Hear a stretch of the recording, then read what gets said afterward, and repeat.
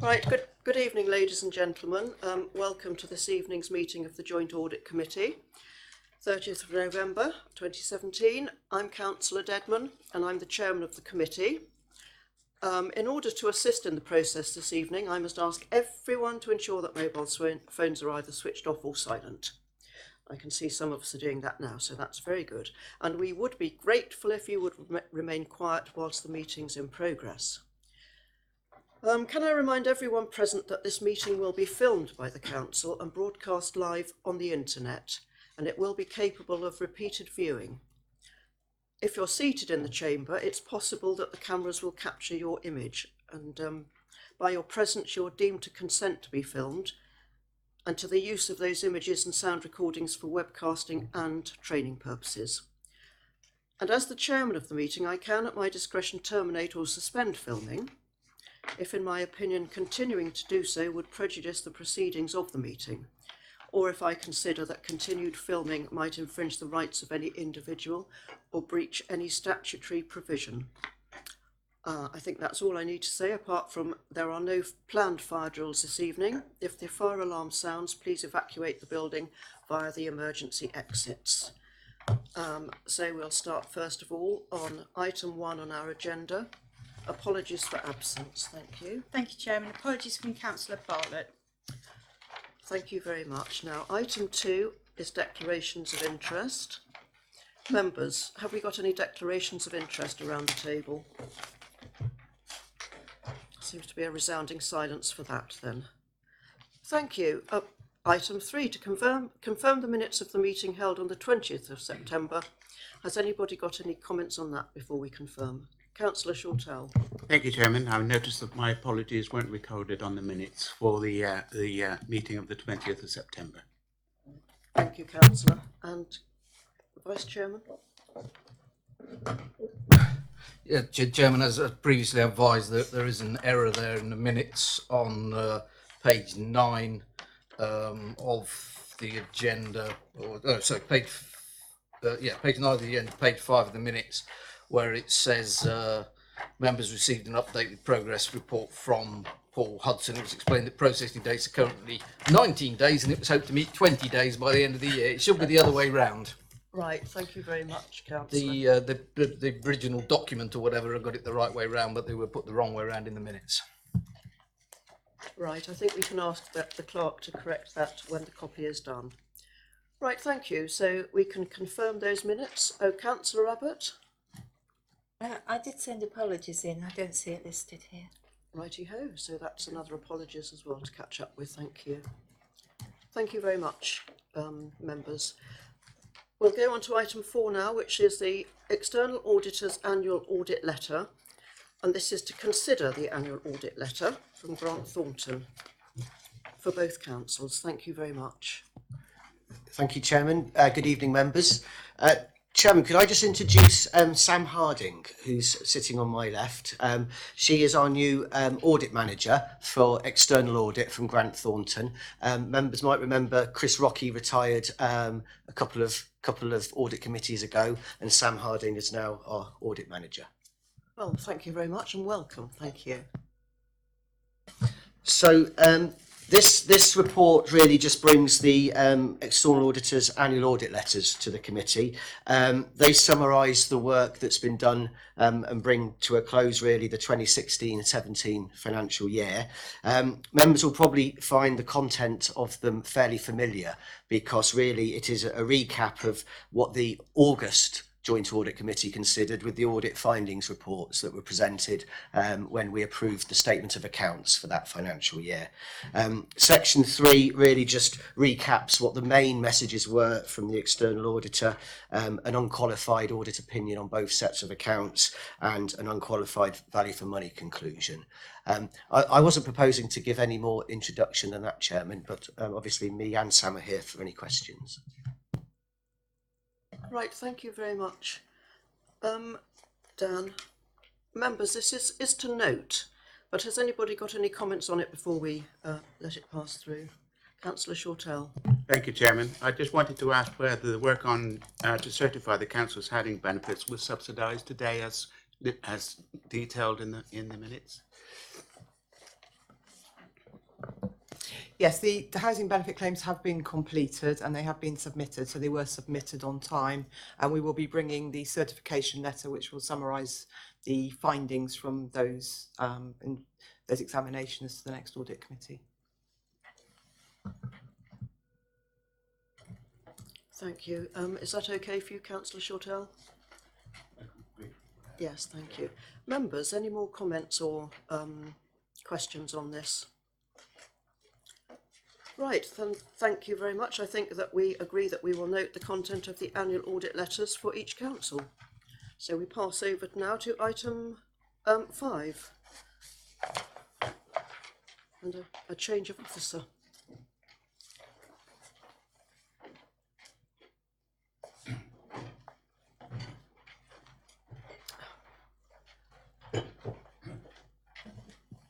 Thank you, Ian. Thank you. Thank you, Chairman. Before I pass over to Anthony and James, I just wanted to make the committee aware that the current arrangement that we've got, as you're aware, is we've received some support from New Forest District Council in terms of audit resource. Their Section 151 officer has been in touch with me to say that arrangement will need to cease from the end of March 2018 because they will now start to use the Southern Internal Audit Partnership, of which Anthony's an employee of. So I'm obviously just need to consider the options about providing internal audit service for us next year, given the uncertainty there is with LGR. I just need to reflect on what we actually need to do next year and what resources we actually do need to do. But I will advise the committee as soon as I've come to a conclusion in terms of what I think is the best course of action. Thank you. I think we can all understand we're in a bit of a state of flux at the moment, so it should all become clear in the very near future. Thank you. Thank you. Thank you, Chairman. Paper I'll bring for you tonight basically gives you three things. One is the progress where the management team are in terms of delivering the high priority audit recommendations as a result of our previous work. Second part is to give you an update on delivery in terms of the 16-17 and 17-18 audit plans. And the third part is to bring you any reports that have concluded with either a limited assurance opinion or conclude high priority actions. The Appendix 1 provides the update on the high priority actions. That starts on the agenda pack, page 39. Goes through a few. Essentially, with the actions, we provided an update where the management team are in terms of implementing the actions. As you'll note, for example, on page 40 and 41, quite a lot of the actions have now been complete, but the details given for you in the right-hand side of the table. In terms of Appendix 2, we're pleased to note that all of the 16-17 audit work has now been concluded. There's been 6 further reports finalised since the last report was brought before yourselves. 2 of those concluded with a limited assurance opinion, and they're included as appendices 4 and 5 respectively. And the 17-18 audit plan is well underway. Since the last committee, 3 reports have been finalised. Again, one of those concluded with a limited assurance opinion. A brief summary of that was included as item 6. What we will note about the 17-18 internal audit plan, which is provided for you as Appendix 3, is there's been a lot of progress made since the last committee.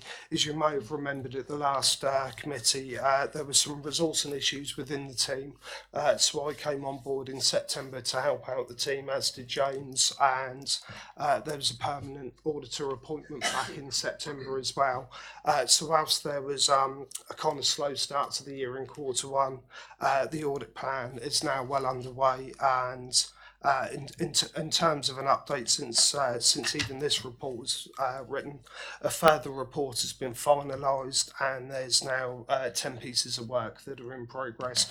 Quite a few of those are near to report stage, so we remain confident that the audit plan, despite a little bit of a slow start, will be completed by the end of March.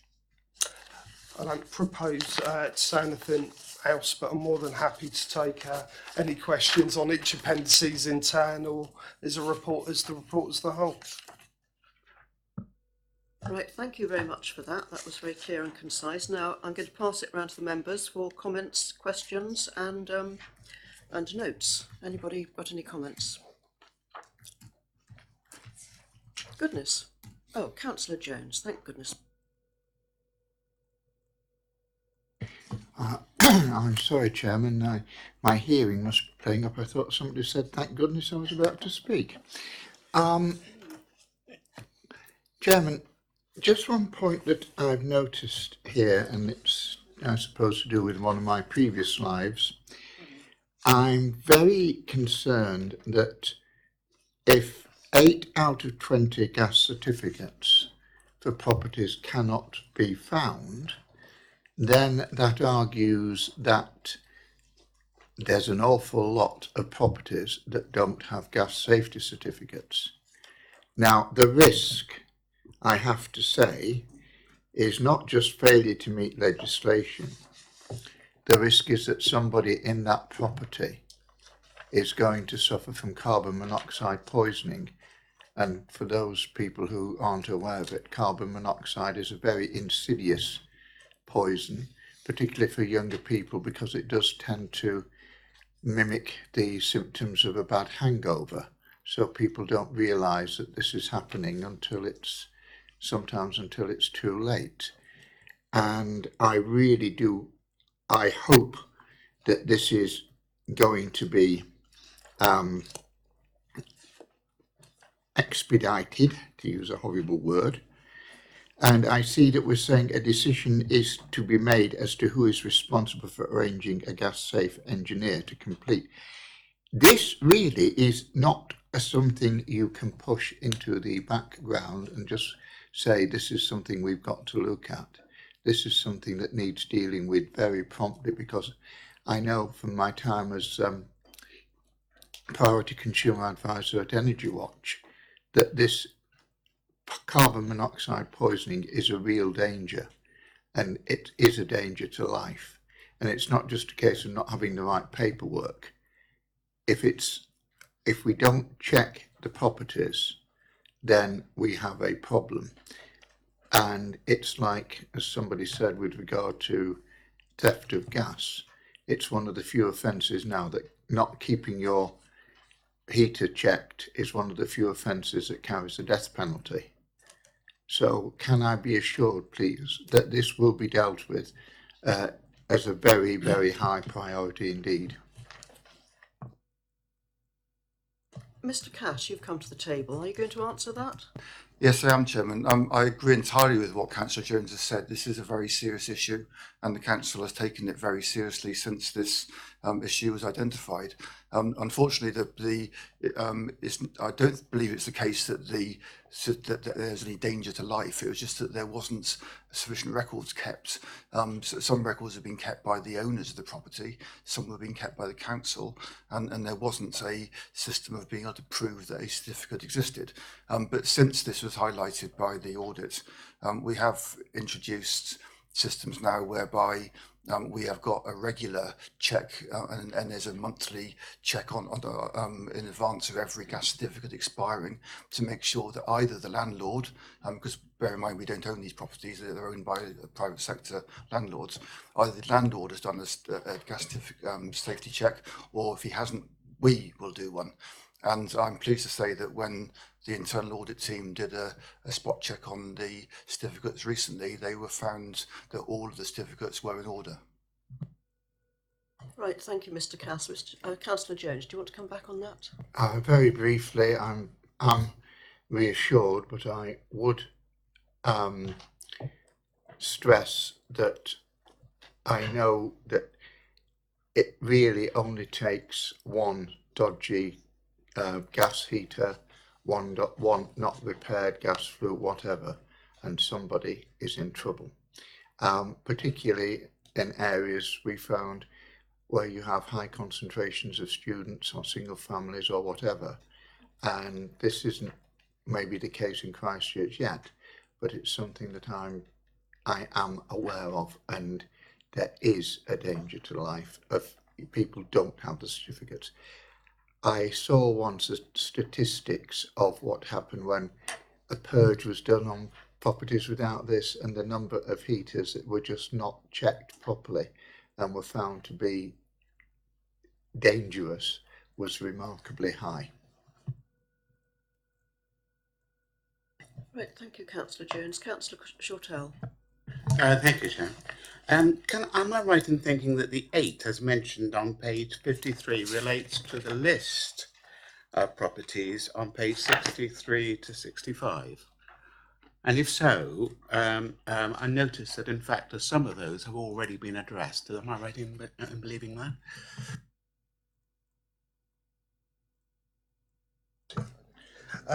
Yeah, it was the 8 out of 20, but it's the previous point referred to. The system's now been put in place, and we have double checked that system is now in place and those certificates have been completed.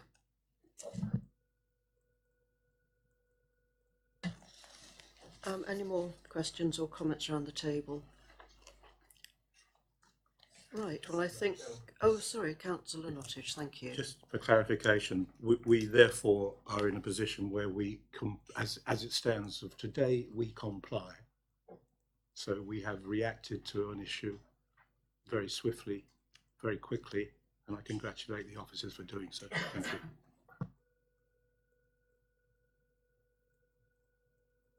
Thank you, Councillor Nottage. I don't think that needs an answer. That was a congratulation, really, wasn't it? Well done.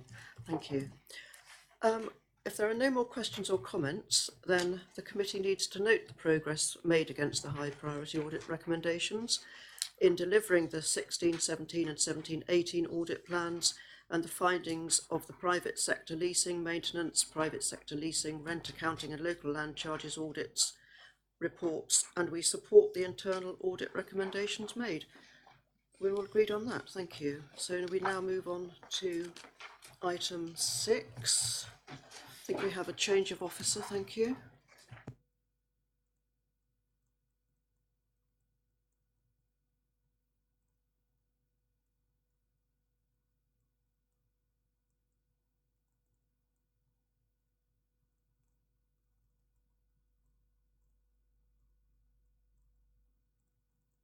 Right, thank you, members. It's item 6. Dan, you're going to start. Thank you. Thank you, Chairman. I'll just introduce it, if I may, Dave Maidman on my right, who's our Systems and Exchequer accountant, and Sue Besant on my left, who's our property and contracts lawyer. They both get quite heavily involved in different aspects of the procurement process. So this report details the proposed revisions to the contract procedure rules, which, if approved by this committee, will go on up via Cabinet and resources to full council and form part of the Constitution ultimately. The procurement rules basically dictate how we go about procuring goods, services and works at the council. They ensure that we comply with the significant amount of UK and EU law that surrounds procurement, and also best practice about how we go about really buying in the things that we need. They're there to safeguard the council and those involved in procurement from legal challenge. And the updates we've done are largely either reflecting what we already do or just updating for best practice. The proposed revisions have gone to both council scrutiny committees. Page 137 of the agenda shows the comments from the Christchurch scrutiny. There was, in brief summary, there was quite a lot of discussion around the use of local businesses, and officers explained how we can't give preferential treatment to certain types of supplier or business, but what we can do is remove barriers to all businesses who might wish to tender for our goods or services.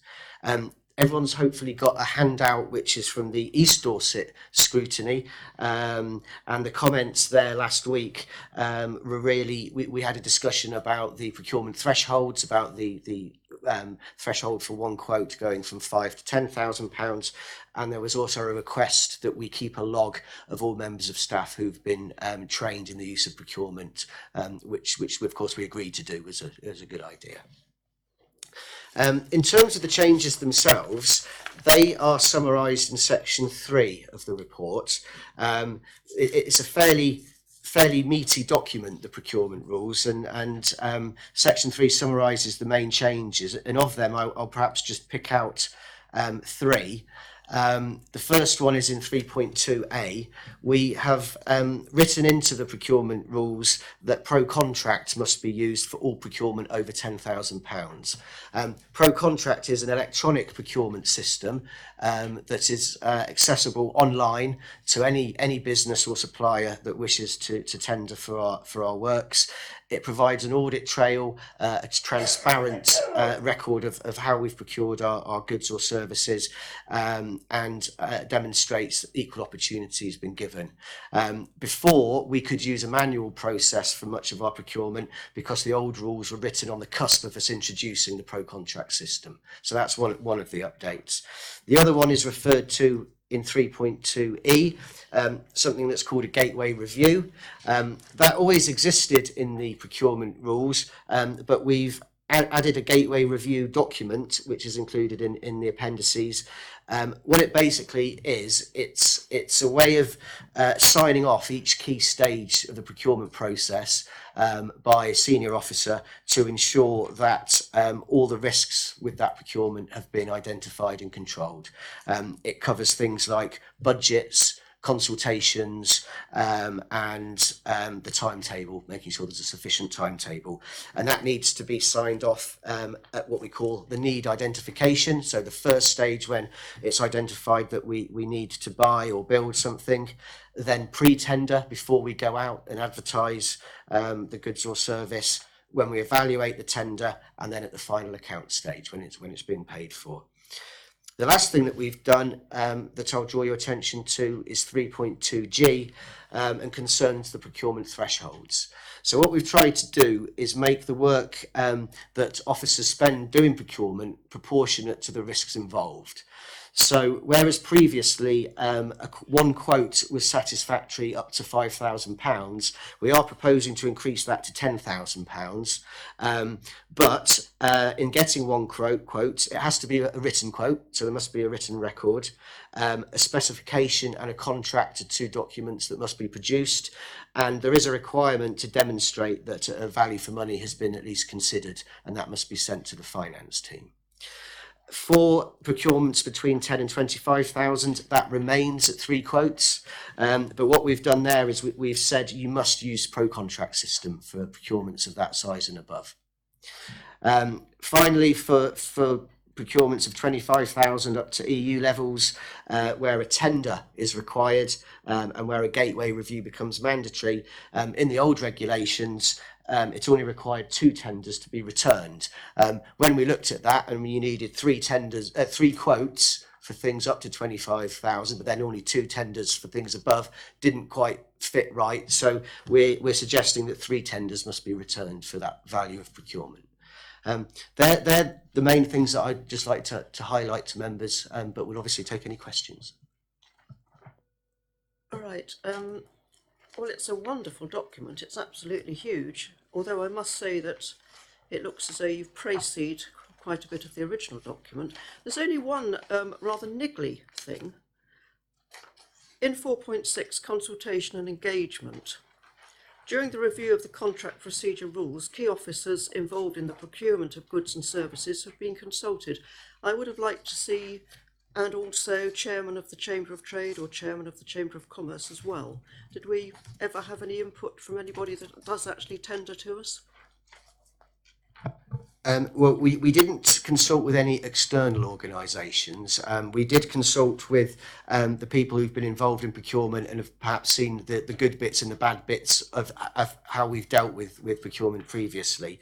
Because so much of it is actually enshrined in law or is established best practice, that's what we've actually tried to produce in this. Right, thank you. Councillor Johnson. Yes, Chairman, it's not really a question, but just to, there was a number of mentions to the ProContract System, and when we had the briefing, my ears pricked up or whatever, and so I then spent an hour last Thursday with Dave Maidment having a good look at the ProContract System, whereas I can't you know, on a 1 hour inspection, we didn't get massively into the depths of it, but I am quite impressed in how it works, and I think it is very much the tool for the job. It's also in use by all of our council colleagues across Dorset and indeed much of the country. I think Dave said there's something like about 330,000 members or something or whatever that subscribe to it, and it's quite sophisticated in terms of how the scoring for the contractors is done. And so you're not necessarily taking the cheapest quote or whatever. There's a number of factors on quality, previous performance, delivery, and goodness knows what else. So it's quite sophisticated. I was quite impressed with it, and I recommend it to the members. Thank you, Councillor Johnson, and I think we all appreciate that you took the trouble to do that, so we're all appreciative of that effort. As I said, it's a huge document. I'd like to think that we've all read every word. I can't actually claim that myself. I've looked through it several times and hoped for the best, really. But, right, questions around the table, because we do have to approve this. It's not only noting. So has anybody got a comment or a question before we let it pass through? Well, this is all very silent, isn't it? Okay. Well, members. Oh, Councillor Jones. Right. Well, the welcome wore off, didn't it? Chairman, I won't spend a lot of time, not ask for a lot of time, but I would like it noting again that I am concerned that this process does not allow us to achieve some of the ends we might like to achieve. I'm convinced that we can't write in something that favours small local businesses, even though they may be it may be more environmentally friendly and lack of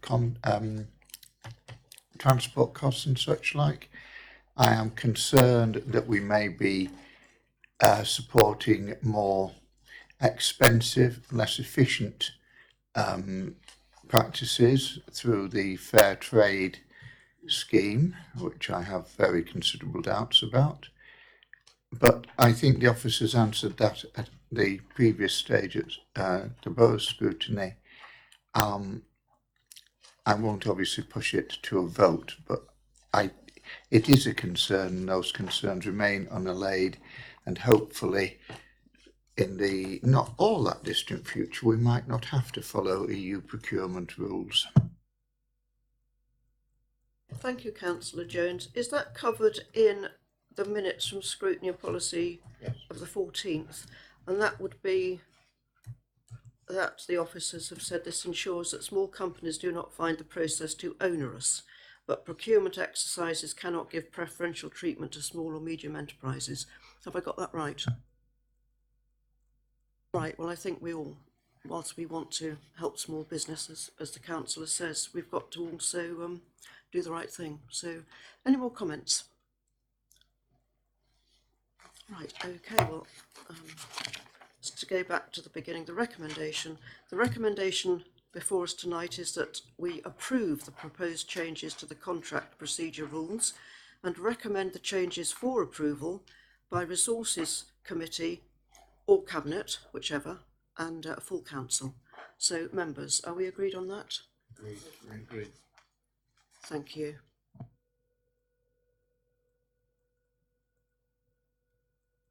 Right. Right, we're going to move on to item 7. I think we have Liz for this as well? Treasury Management Q2 report to note. Thank you. Thank you, Chairman. Hopefully this will be a straightforward report. It's a routine report quarterly, so it comes quarterly, and it reports on the Treasury Management operations for Christchurch and East Dorset. This particular report covers Q2, so this is the period from July to September this year. Appendix 1 on page 289 and Appendix 2 on 290, they actually detail the investments for both authorities, so who we've actually got our funds invested with, how much, and the interest rate, and how much the interest is actually payable.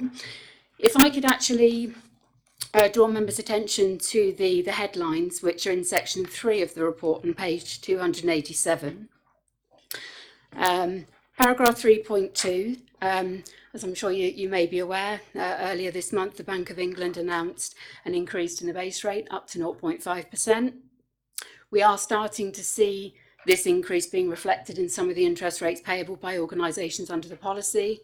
So, for example, the Debt Management Office is now paying 0.25%. Just to summarise performance for both authorities, across Q2 for Christchurch, interest earned was 16,400 with an average interest rate of 0.34%. The budget has already been exceeded for this year. For East Dorset, the interest earned was just over 14,000 with an average interest rate of 0.23%. And the budget, although it hasn't been achieved yet, is expected to be achieved this year. I'll leave it at that. Do you want to take any questions? Right, members, have we got questions on this this paper? Are we still looking at it?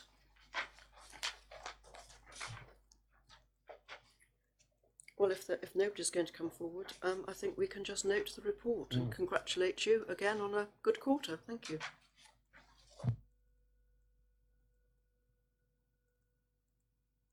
Right, members, on to item 8, the Strategic Risk Register. Thank you. Thank you, Chairman. Yes, so this report asks that members note the updated Strategic Risk Register.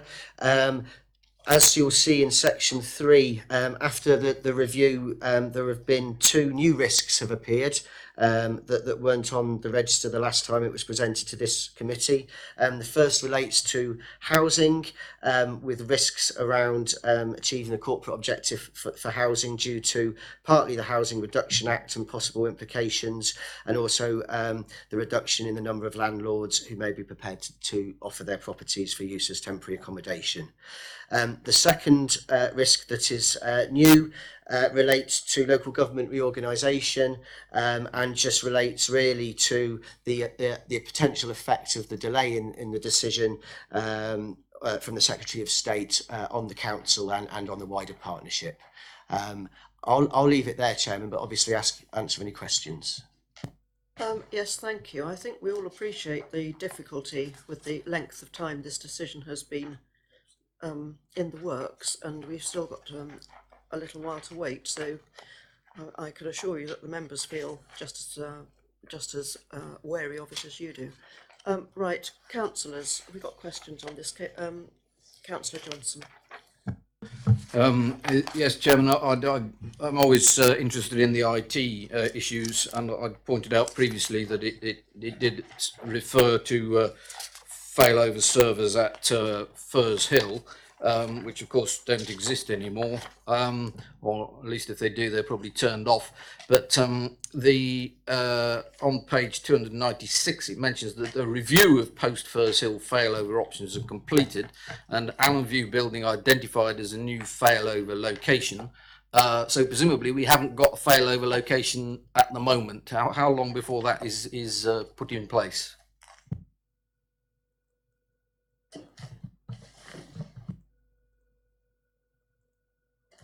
Thank you. Matty, coming to the table now.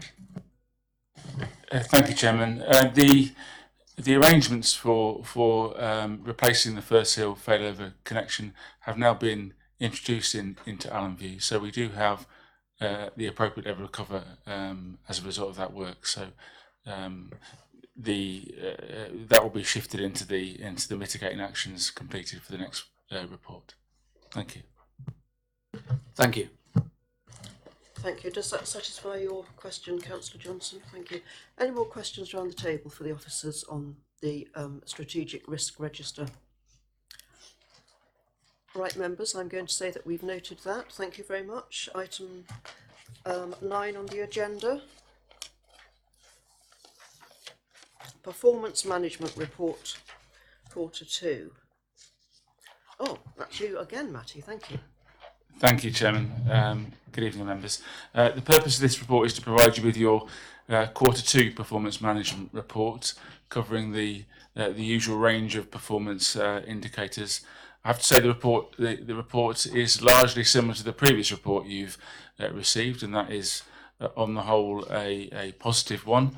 Housing, in particular, is still working within its target ranges, but I think at the last meeting I was asked where the targets come from. It's obviously an interesting concept of a target for some of these things, when you would hope, of course, to not have any homelessness and those kinds of things. But in reality, we do have targets that we try to work within. The new Homeless Reduction Act coming in next year will increase the pressures on housing services, and as a consequence, targets will be reviewed in the lead up to that. But as things stand, the service is working within targets, although quarter by quarter there can be some fluctuations. The planning service, which has been a feature of these presentations for some time, is in the last quarter was showing some significant signs of improvement and working within target ranges, and you'll see on this report today that continues to be the case. There's some minor fluctuations, but the service is doing well within its target performance areas. And finally, SVPP performance again has been under pressure in recent years. It's also showing some signs of working within its target areas, although there continues to be pressure due to the introduction of universal credit that will continue to be a challenge for that service, but there are some good signs of positive progress there. That's all I was going to say, Chairman. I'm happy to take any questions. Thank you. Yes, members, do we have any questions or comments? Councillor Johnson. Chairman, I don't know whether Christchurch have done it as well, but members of East Dorset attended a briefing at the beginning of this week on the new homelessness reduction legislation and so on, and it seems as though we're very much on track to be able to take advantage of that, which should indeed make a difference to the figures going forward after it comes into force in April next year. I can actually answer the question about have Christchurch done it. We're doing it on Monday. So yes, Matty, do you want to come in on? Only to say, Chairman, that the Homeless Reduction Act does create some additional pressures for the service. They are well planned for, and that's the purpose of the briefings. So hopefully that reassures members, but certainly there will be increased pressure on the service as a consequence of those increased responsibilities. Thank you. Members, I'm still open to questions, but also can I remind you that this is our chance to consider whether there are indicators who we would like investigated further. Sometimes there are, sometimes we're quite content, so I'm imagining that this quarter we're quite content with what we've got. Is that correct? Right, okay. It looks then as though we can note the performance, and we have not at the moment got any indicators which we want investigated further, so thank you very much, Matty. That was item 9. I do believe we've got to the end of the agenda. There are no other items of business, so thank you very much, members, and thank you very much for remembering that it was a 6:30 start, which was quite helpful for some of us. Thank you very much.